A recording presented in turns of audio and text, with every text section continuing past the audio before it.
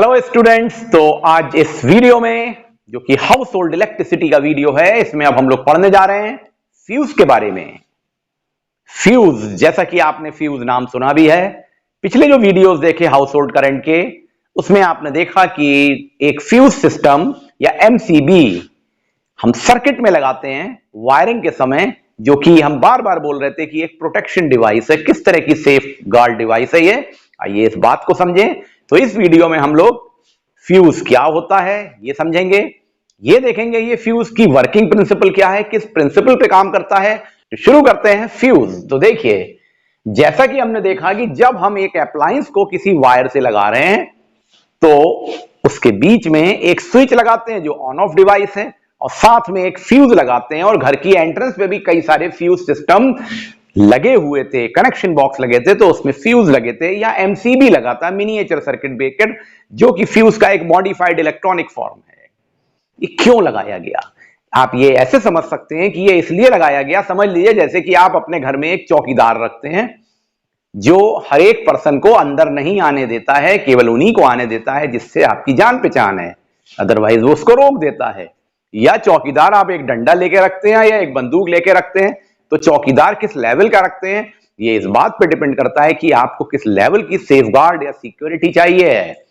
In the same way आप देखेंगे, जब आप एक छोटा सा बल्ब घर में लगाते हैं तो कोई फ्यूज नहीं लगाते हैं, लेकिन जब आप फैन चलाते हैं, टेलीविजन चलाते हैं तो एक छोटा सा फ्यूज लगाते हैं, और एयर कंडीशनर चलाते हैं तो बहुत बड़ी एमसीबी लगाते हैं। तो देखिए फर्क आ रहा है ना फ्यूज सिस्टम में भी।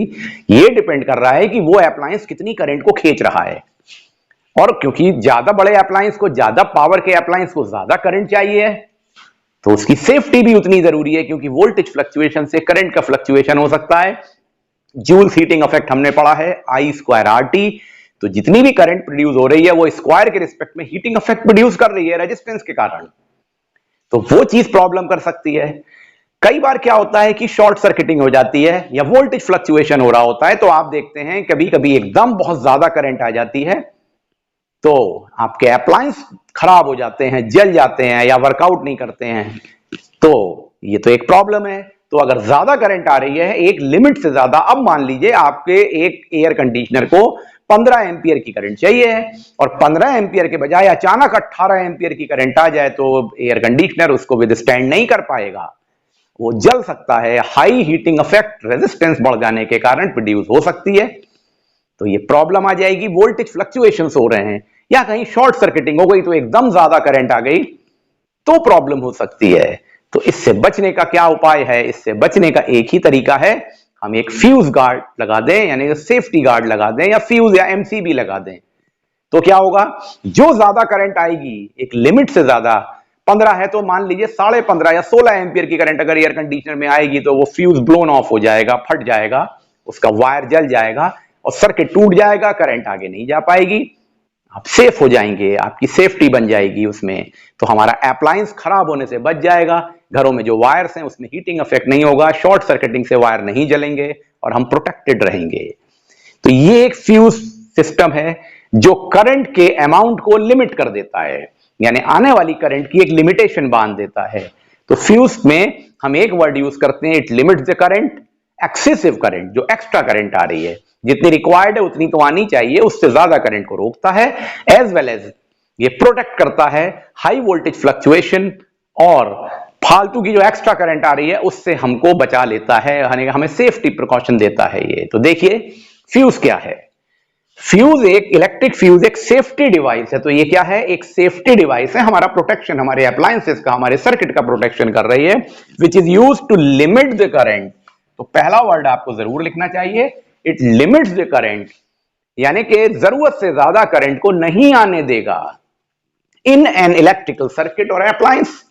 सर्किट में करंट को ज्यादा नहीं आने देगा। तो इट सेफ गार्ड, देखिए सेफ्टी दे रहा है ना हमको, it safe guard the circuit and the appliances connected in that circuit from being damaged. और ये हो रहा है तो क्यों हो सकता है, ये वोल्टेज फ्लक्चुएशन के कारण हो सकता है।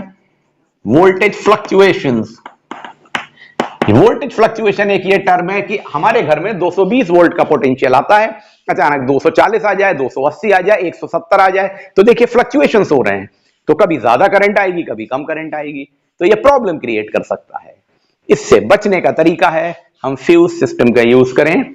तो हमने अपने सामने एक डेफिनेशन बना ली फ्यूज की। आपको ये डेफिनेशन याद रखनी चाहिए, इनमें ये कीवर्ड जरूर होने चाहिए, limit the current and it safeguard the electric circuit and appliance connected in that circuit from being damaged.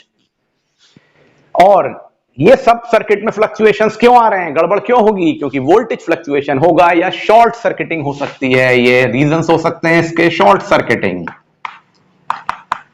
तो देखिए अब सवाल आया, ये फ्यूज किस सिस्टम पे काम करता है। तो ये फ्यूज सिस्टम हीटिंग इफेक्ट पे काम करता है, जो हमने जूल हीटिंग इफेक्ट पढ़ा है, I²RT heating effect of current. इसका वर्किंग प्रिंसिपल की बात करें तो fuse works on the principle of heating effect of current. किस तरह से, फॉर्मूला होता है हमारे सामने H=I²RT। ये कैसे बना है, तो देखिए ये एक वायर है, इस वायर की लेंथ है L और रेडियस है R। रेडियस है R तो एरिया हो गया क्रॉस सेक्शन का πr², यानी कि A πr²। इस वायर की रेजिस्टेंस है R और रेजिस्टिविटी है रो, जिसमें हम जानते हैं रेजिस्टिविटी कभी चेंज नहीं होती है और स्ट्रेचिंग कर देने से रेजिस्टेंस बढ़ जाती है। तो उस कंडीशन में जो रिलेशनशिप होता है रेजिस्टेंस और रेजिस्टिविटी का, वो ये होता है R=ρL/A। तो इसको हम लिख सकते हैं R यानी resistance equal to resistivity into length upon area πr²। तो आप देख रहे हैं यहाँ रेजिस्टेंस का रिलेशन रेडियस के स्क्वायर में आ रहा है इनवर्सली, फिलहाल इस कंडीशन में जब रेजिस्टिविटी इंक्लूडेड है यहां पर। एक बात होगी, अब हम जब कह रहे हैं कि वायर में करंट फ्लो कर रही है, मान लीजिए एक वायर में 5 एम्पियर की करंट फ्लो कर रही थी, क्योंकि अप्लायंस को 5 एम्पियर की करंट चाहिए थी। अचानक 8 एम्पियर की करंट आ गई। जैसे ही 8 एम्पियर की करंट आएगी तो अगर हमने फ्यूज नहीं लगाया है तो वो अप्लायंस बर्न कर जाएगा, क्योंकि वो नहीं उसको बर्दाश्त कर पाएगा 8 एम्पियर की करंट को। तो अगर हमने बीच में एक फ्यूज सिस्टम लगा दिया तो उस फ्यूज सिस्टम, जिसके बारे में अगले वीडियो में हम लोग डिस्कस करेंगे, उस फ्यूज सिस्टम में एक वायर लगा होता है जिसे हम कहते हैं फ्यूज वायर। तो ये जो वायर हमने लिया, ये सिलिंड्रिकल वायर है, इसे क्या बोलेंगे, फ्यूज वायर। तो we have taken a fuse wire या we use a fuse wire for making the fuse. उस फ्यूज वायर में उसकी कुछ कैरेक्टरिस्टिक्स होती हैं कि रेजिस्टिविटी बहुत हाई होती है, मेल्टिंग पॉइंट कम होता है, भी उसको भी डिटेल में देखते हैं। ये एक स्पेशल तरह के अलॉय का, लेड और टिन का बना होता है, जिसमें रेजिस्टिविटी बहुत हाई है और मेल्टिंग पॉइंट बहुत कम है। ये वायर टेम्परेचर वेरिएशन से मेल्ट कर जाता है। तो क्या हुआ, जब इसमें ज्यादा करंट आएगी तो वो करंट अप्लायंस तक नहीं पहुंचेगी, क्योंकि हमने एक लिमिट बना दी है। अब मान लीजिए किसी वायर, अगर सर्किट में 5 एम्पियर का अप्लायंस लगा है, यानी अप्लायंस 5 एम्पियर पे काम करता है, तो हम जो फ्यूज वायर लगाएंगे वो भी लगभग 5.1 एम्पियर तक की रेटिंग का लगाएंगे। यानी कि एक वर्ड हम और यूज करेंगे यहां, रेटिंग ऑफ अप्लायंस और रेटिंग ऑफ फ्यूज वायर। उसके रिलेशन में हम बात करें तो 5 एम्पियर से ज्यादा करंट जैसे ही आएगी, यानी 5.3 या 5.4 एम्पियर की करंट आएगी, तो ये वायर में हीटिंग इफेक्ट होने लगेगा H=I²RT के रिस्पेक्ट में। यानी कि अगर टाइम 1 सेकेंड ले लें तो heat energy produced in the fuse wire in 1 second will be H=I²RT होगी, जूल्स हीटिंग इफेक्ट है।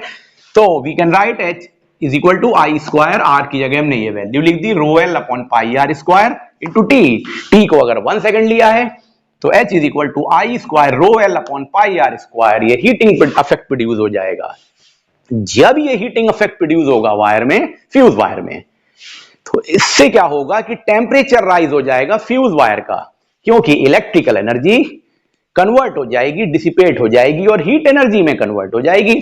तो जो राइज इन टेम्परेचर होगा due to heating effect, there is a rise in temperature in wire which is ΔT। This is rise in temperature, it will be directly proportional to square of the current होता है और inversely proportional to cube of the radius of wire होता है। ये दो factor याद रखेंगे, directly proportional to rise in temperature square of the current होता है और inversely proportional to cube of the radius होता है।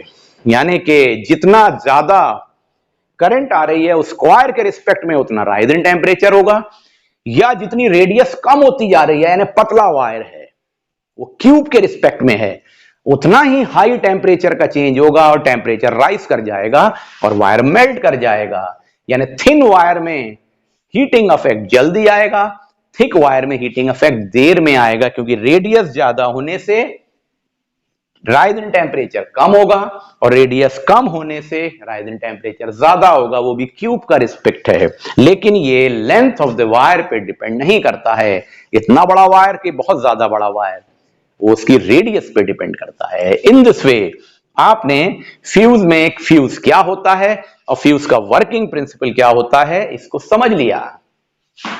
तो in the next video we will study about structure of fuse और characteristics of the fuse wire और वो कैसे काम करते हैं। Thank you.